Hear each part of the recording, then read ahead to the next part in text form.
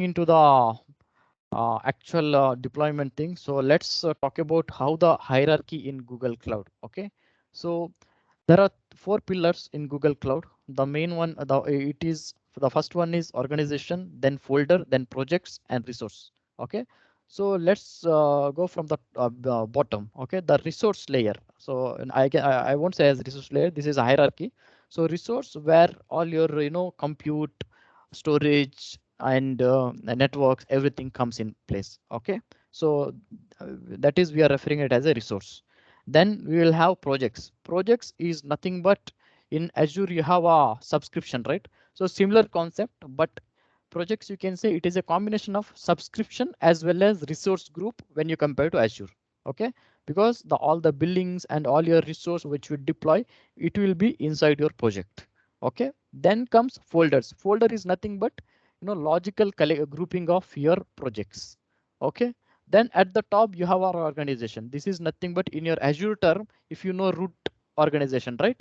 So sorry, root management you can say. So this is nothing but the root management when you compare with the Azure. Okay, so the policy which you can apply policies based on the organization or folder or project level or resource level. But whatever the policy you apply at the top, right, it will inherit below. Okay, for example, so you apply a policy. For example, you have a Google Cloud environment in South India. Okay, that is in Mumbai. Okay, so you apply a policy in the organization level saying that like your organization should not deploy any resource outside Mumbai. Okay, so if you deploy this policy in the organization level, then you cannot deploy any resource which is outside your region, that is Mumbai region. Okay, so it will inherit in all the level. For example, let's consider in this way. If you apply the same policy in the project level, for example, if I apply the same policy in the development project, it will apply only to the development project and the resource which is associated with it. But at the same time, I can deploy the resource outside my region in the test project or production projects. Okay, so this is how the policy works. Okay, so the policy will inherit from the top. Okay, so you're clear, right? Related to the organization, folder, projects, and resource. Yep. Okay.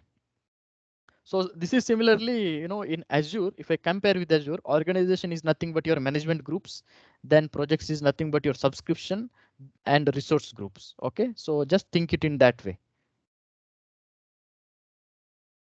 So why this is required? Because mainly for the compliance and governance, to apply policies such as, let's say, you don't want to deploy any public IP address in your entire cloud, Google Cloud, then you deploy a policy at the organization level and it will inherit everywhere so that nobody can deploy, any resource which is having public IP address.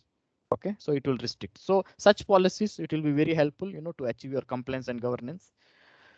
So in that scenario, it will come in picture, and also the access, access management. So we'll talk about access management in the next level.